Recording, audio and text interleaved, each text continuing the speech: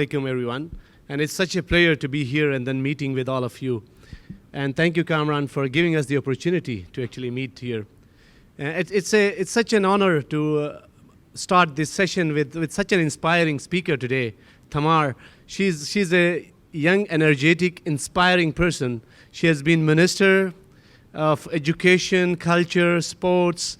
At the same time, now she is the Director General of Vocational Skills in a private and public funded institution. She has been with the international agencies like UN and many others, and then her life is about actually developing the skills, bringing policies, strategies, and how to enhance those and connect those to societies. So I think it's such a pleasure to hear today. And Tamar, thank you for your time this morning. And it's always an honor to meet with you and to interact with you. So we would start with by asking you to just start with your opening remarks. Shaukat, sorry, if you would introduce yourself as well, maybe that would be a help. Sure. Thank you. Sure. So my name is Shaukat Ali Khan, and I'm the Global Chief Information Officer for the Aga Khan University and the hospitals. We are operating in Pakistan, Kenya, Tanzania, Uganda, Afghanistan, and United Kingdom. So I'm responsible for the IT innovation and actually anything to do with technology around our university and hospital system. And I have relocated to Pakistan just 1.5 years ago.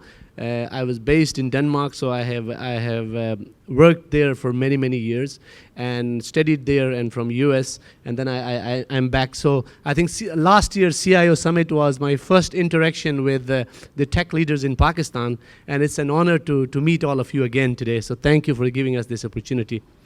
So thank you so much. Thank you so much.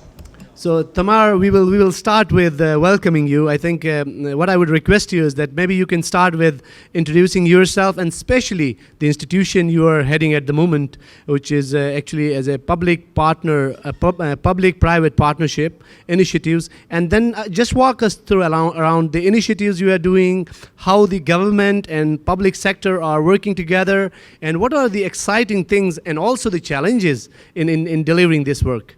Thank you. Thank you, Shaukat. Good morning. I hope you can hear me well. It's a bit challenge to be connected in this way, but I hope technology will allow us to do it smooth. We can hear you very well. Great, that's great. I would like to welcome all the guests and participants of the summit, and also greet the organizers and thank for this very exciting opportunity to be able to talk with the participants from Georgia, from the distance. Yes, we are. We have the skills agency, newly established. The skills agency is 1 year old. It's a really innovative thing for Georgia, and I think for other countries it's interesting as well, since the World Economic Forum recognized skills agency as one of the innovative governance models considered to be established according to public-private partnership approach.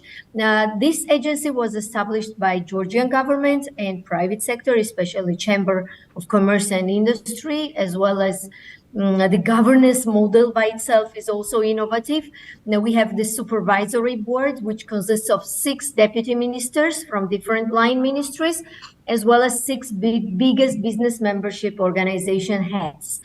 In fact, it was mentioned that the future is uncertain. There are so many changes happening around us. The technology is accelerating its development, and it's spread around all sectors and all economic sectors. So we do not really know exactly what are the human resources we are going to need in the future. So we have to look for the solutions and modalities of operations which allow us to be step forward, or at least ready for the changes. And it's very challenging. So it's easy to say, but it's very challenging. So in our government, we had a long discussions. We conducted feasibility studies. We have researched the international best practices, and we came to a solution that we cannot, there is no study or there is no mechanism which could give us exact indication on what we need on or what we are going to need in the future. So the only solution is to be quick and to be flexible enough to make quick decisions and to adapt and relocate our resources quickly. So when it comes to quick reactions, it's definitely not the government, which is the most flexible in this. So we decided that we definitely need business on board, and that was the solution found. But it's not the agency per se is not the only solution for this. The most important mechanism we use for being flexible are the sector skills organizations. Sector skills organizations is something similar you may know from UK experience or Swiss experience or German experience or other countries, but it's a little bit different because we are talking now about umbrella organizations, umbrellas of different associations, which are delegated the right to put in place the policies in this sectorial. For instance, the agriculture SSO or ICT and technology SSO, or SSO means sector skills organization, or construction SSO and hospitality SSO and so on. We have 9 of them so far, but the number is increasing slightly. These organizations have their member associations and businesses who have their boards and delegates, and they sit together and decide what are the skills we are going to need and what are the qualifications we want to develop in the future. And they do this, in fact, and the government provides the co-funding for this, for them to shape the qualifications, to shape the skills, standards, and give, in fact, the profiles to the educational institutions. What are they? In fact, they give order to the educational institutions how they should train or how many of the professionals they have to supply. But also not only in terms of qualification shaping, but also in terms of provision they are involved. And we have different types of cooperation. We have cooperative learning, we have dual education, the famous German model, but it's not the most, the scale of the implementation of dual education is not so high as in other countries in Georgia because of the mostly medium and small businesses operating here. And also we have the kind of novelty in our country. These are the short-term courses. What is this? We call it upskilling and reskilling courses. So in fact, in our country, we split the education, the skills and vocational education, in 2 parts. The one part, these are the long-term diploma courses, which we provide for the young people, mostly for those who are directly coming from the school, 15-year-olds or 18-year-olds. There are 2 different types of programs, and they are mostly 2-year or 3-year programs. The most important and bigger part of our provision will be the upskilling and reskilling programs. You know it from everywhere. You can have the non-formal education training, 1-week training or 1 month training or 3 months training. What we have done is a formalization of these courses. In fact, we gave to these courses, and the government put its stamp on the courses, making it better attractive putting the credits on it, and the learner can take it everywhere in higher education or in vocational education diploma courses. And also we made it recognized by the state. The quality is recognized by the state. And what is most innovative in here is that not only the educational institutions are entitled to provide these courses and give credits to the students, but also the businesses. In fact, we gave the opportunity to business organizations, to companies, to, for instance, the IT, ICT providers and developing companies to provide the courses which are certified at the final end by the state. And these courses could be from 1 week to 1 year. There is a total flexibility in here. So that created a lot of movement on the market, in fact, and a lot of technology companies, especially in ICT sector, started to provide their own courses. And it's more attractive, it became more attractive for the learners than the courses which are provided by universities, for instance, or vocational schools. And I think this, in the long run, it will give us the chance to use our limited government resources, budget resources, in a very efficient way, to be more flexible in provision, because we have also the provision of courses could be online or blended, and also to increase quickly the scale of retraining, of upskilling the people. It is also very important that not only for the ICT programs, but for the rest of the programs, we have the digitalization and digital transformation in our agenda as one of the priority areas. Now we have started rethinking of our qualification framework or qualification maps in light of the digital transformation. So we are looking at all qualifications, starting from agriculture, ending with engineering or construction, from the eye of digital transformation. And we are putting a lot of digital skills as a must for every student. You might think why the student would need the skills, digital skills for agriculture, if he's going to be a farmer or a construction worker or a service, hospitality service servant. But we think that it's a future. Everybody needs to work with the technology. And we also need to think about transformation, and we do not have to wait for the technology to come in the country. We know it is happening quite quickly, but we want these people to trigger the technology, digital transformation. We want these people to be future professionals, to be the ones who really push and accelerate the digital transformation and technology introduction in their sectors. So that's why we decided to invest in that. We use the World Economic Forum Global Skills Taxonomy quite well. For that, we are referencing of all our qualifications to the general and key competences listed in the Global Skills Taxonomy.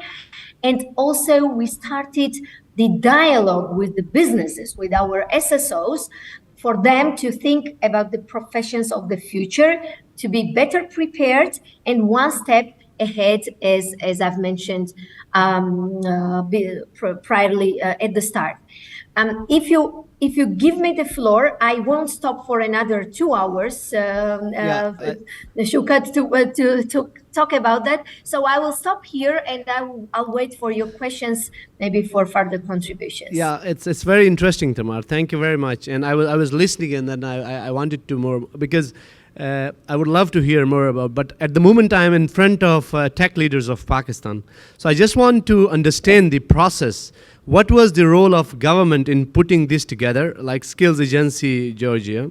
What is the role of tech leaders in the country? And what was private sector doing in this one? Can you just give us in a 2-minute brief about the process, how you actually developed this one? Yes. The reason why I want to ask you is that in our country and in any countries, the society and especially the tech leaders, they have their role, right? I just want to understand from your perspective that to putting this type of successful institution who is delivering to the civil society, who is preparing the generations for the future, what is the role of certain people, like the government sector, private sector, and especially because we are at the CIO Summit, so what is the role of tech leaders? Thank you. Actually, they have the key role here because governments realize that it should bring itself back, step behind, and become a supporter of this process. So it's a total mindset change to become a supporter and give the lead and in driving force to the business.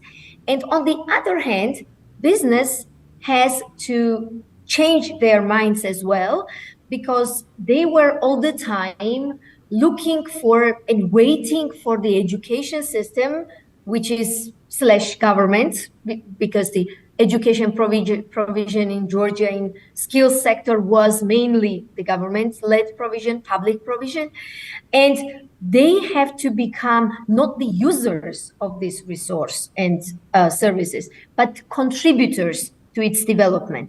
So it was a total mindset change, and business moved to contributor side. So we had, it did not happen overnight, of course.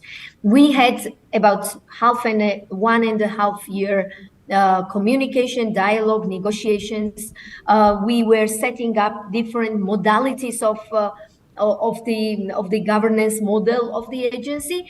But finally, we came to the solution that business was, after pandemic especially, business was so hardly hit by this movement between the sectors, and especially when this tech wave started during pandemic, there were no people to find, and they had to import the resources from outside. And they realized that they would not be competitive anymore if they do not start preparing their own people. So the government in this case, the government was there with this initiative saying, okay, if you do it, we are on your side. We are going to co-fund.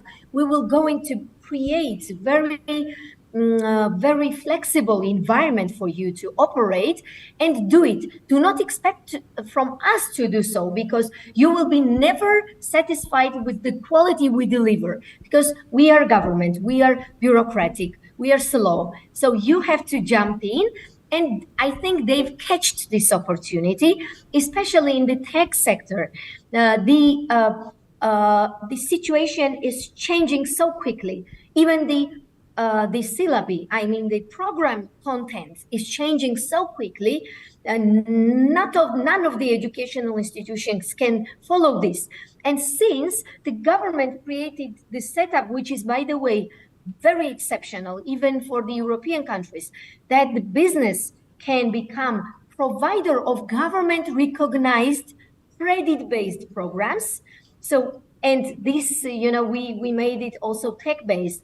We created the portal where the businesses can upload their programs, whatever they think the content is relevant, and it goes not more than 1 month. It is very quick procedure. Education experts are giving some recommendations. Everything is happening online and shaping the program. And then there is stamped, sealed by the government that the program is we do not call it accreditation, but program is recognized. And then they go ahead with the registration, and they even get funds from us.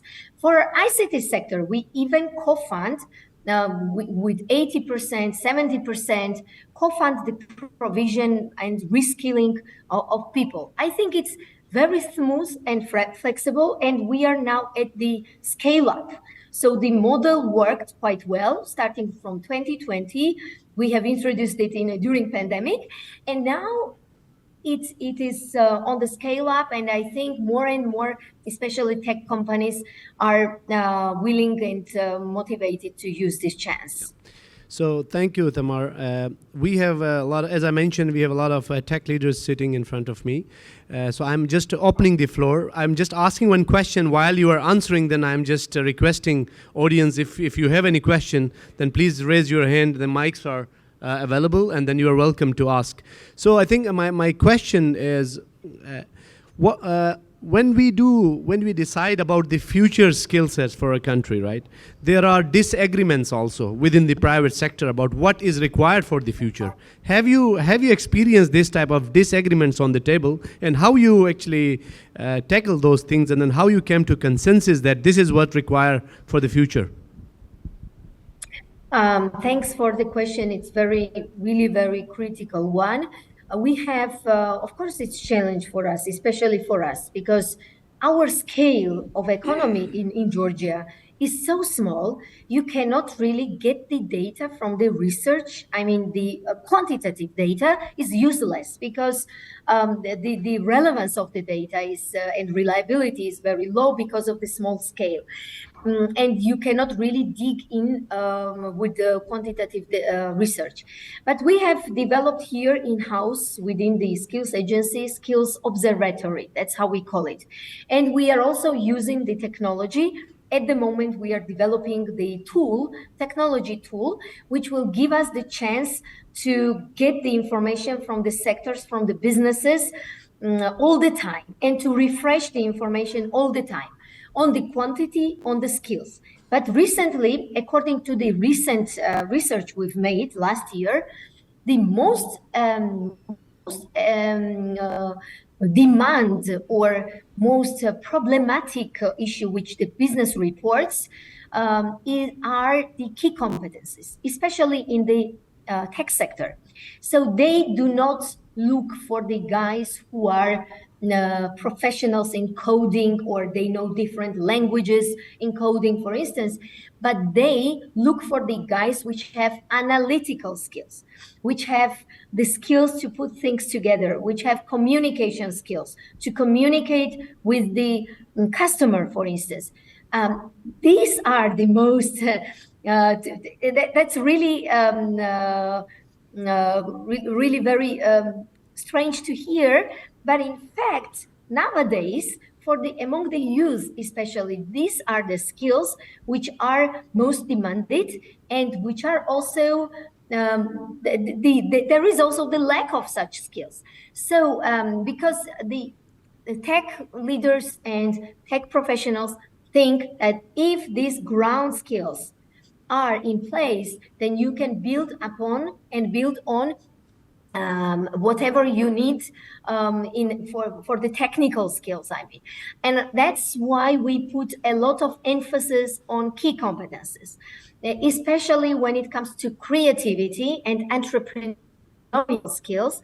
We have a lot of programs in our house to support the schools and to support the providers, to bring a lot of resources in place. We also developed we are at the process of developing our own Moodle-based learning management system, which will allow students to get an enormous and numerous diversified self-paced learning opportunities to upgrade their skills also at home without outside the class, and to combine it with the class.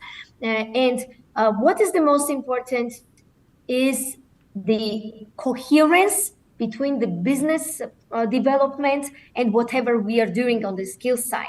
And that's why we need SSOs, the sector skills organizations, because whatever the research is giving us, or the studies are Ms. demonstrating, Tamar, we still need to interpret this, and we still need to predict the future trends. So Tamara, and the SSOs, I mean, yes, sorry? we have got just 7 minutes left for the presentation. So if you can just quickly Yes. take the questions. So I would think appreciate. it's a very interesting discussion going on, but I think we have a couple of questions, so we would like to take. So Okay. so just allow us Yes, to give the floor to our audience. Any questions from the floor? I think the mics are available, so you're welcome to just raise your hand and then you can ask. Are there any questions, please? So just to continue this discussion, there is one question, which is, of course, the skills agency, Georgia. Are you willing to partner or collaborate with the institutions here in Pakistan if there is an interest from our side? Absolutely. We are very open for every cooperation. We had a lot of delegations here during this year from different countries. They want to see to dig in more in depth in our mechanisms and tools. Of course, 20 minutes is not enough to provide all of this, and we are open to more bilateral and more insightful and to the point collaboration. We are also very happy to learn from others. Especially, we are open to the businesses. We can act as a kind of mediating actor between the businesses and governments. And we also would like to, we have a lot of programs, not a lot of, but couple of programs about student exchange. We are open and happy for this as well. So we are very, very internationally oriented organization, because we think that the world became one village, and it does not make sense to do something in Georgia only, or to orient yourself to Georgia, because our people are employed worldwide, as well as Georgia is open for international workers and professionals as well. So we have to be international. So please, if there are any initiatives or ideas for partnership, we are ready and open for that. Thank you. If there are no questions from the audience, then I would like to ask a couple of questions, Ms. Tamar. Can you hear me? Yes, with pleasure. Yes, I can hear you well. Great. Since the theme of our Pakistan CIO Summit this year is the future, right? And we have talked a lot about education while we are interacting with you. I would just like to have your vision, being a leader in the world, in Europe. What do you think in the next 5 to 10 years? What are the basic technologies that you see will flourish in which will change the corporate world? The technologies that will be integrated in the corporate world in order to make them work better. So any point of view in that? Because your ideas about skills development, actually it links a lot with what is skills, like exactly what technologies are we talking about. So if you can give us a vision of that, please. Yeah, that's a good question. I wish I could answer this exactly and know this, but every day the situation is changing. Just yesterday I had the meeting with Georgia's ICT tech SSO, and they were saying that, for instance, yesterday with the GPT chat,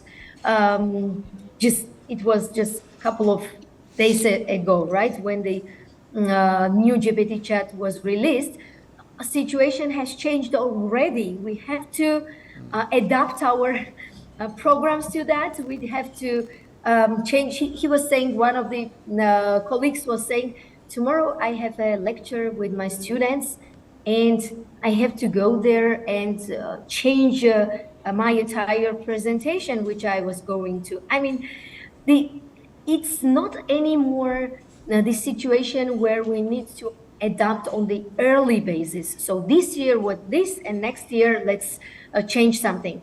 So we are living the era where we have to adapt every day, and only solution we have here is to be to expect all of that, to be ready for this mentally, to prepare our new generation for these permanent changes, to be adaptable, again, to have put a lot of push on key competences, which are allowing key competences we call, for instance, the ability to learn. The ability to learn, for instance, the coding languages.